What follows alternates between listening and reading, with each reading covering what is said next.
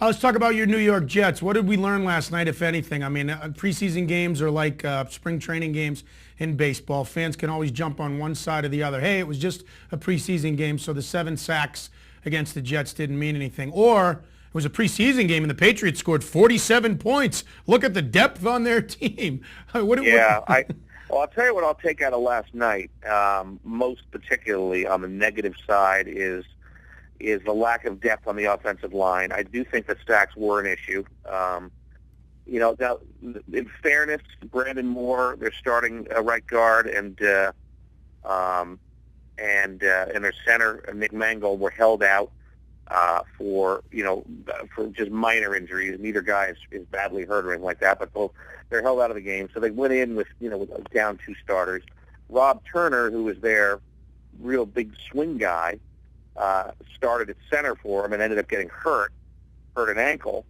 So he was out, and they had to totally shuffle things. And, it kind of exposed Vladimir Ducasse, who was their second-round draft pick from last year, really didn't play at all last year. The kid out of UMass, right? Isn't he the kid out of UMass? Yeah. Kid out of UMass.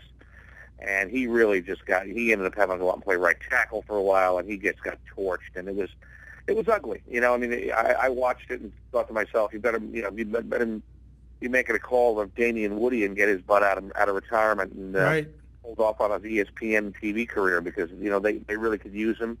I think that's an issue without question. On the positive side, this kid Kendrick Ellis, their draft pick out of Hampton, looked terrific last night. Yeah, let's remind people that, and I'll get to the Sean Ellis question, but one of the reasons the Jet let Sean Ellis go is they drafted 2 blocks of granite on the defensive line in the first and second round. Ellis is the first-round pick, right? Ellis was the second of the 2 picks. Mo Wilkerson was the first from Temple. How about Plaxico? Is he going to work out? Do you like the move? I'm worried about their receiving core. Although I think Derek Mason was a terrific signing. I think he's got something left. I'll get to Plax in a minute, but I really do not like the fact that they let Brad Smith go, even though he wasn't a major part of the receiving core. But and I don't like them letting Jericho go. Jericho was a very dependable guy. You kind of walking the tightrope without a net with Plaxico to some degree. I do think it's going to work out, because I think he's obviously well rested the last 2 years. You just got to make sure he's in proper shape in terms of so he's not tweaking hamstrings and whatnot. He's already got a sprained ankle. He hasn't really practiced full yet since they got him. But Rex said his goal is to get him ready for the regular season. And receivers, as you know, Butch, if you've got skill, receivers can pick it up pretty quickly. And I always find when you get a high draft pick, for example, in the draft,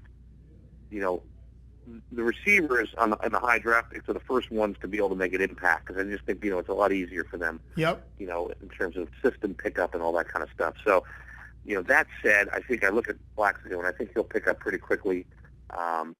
Sanchez is really great with everybody he works with in terms of getting the chemistry together. He got his chemistry together with Santonio pretty quickly last year after Holmes was missed the first 4 games with the drug suspension. So.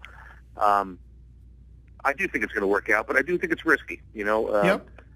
But again, I think it'll be an upgrade. At the end of the day, I think it'll be an upgrade. I don't dislike Braylon Edwards, but I think Braylon Edwards is a pretty good player, to be honest with you. I think he's another guy that was a knucklehead sometimes. Yeah. But, he's a fantastic blocker, and that's a big deal in the Jets running game. Yeah. And I think Plax is probably a pretty good blocker. I remember they covered him when he was at the Giants, but Braylon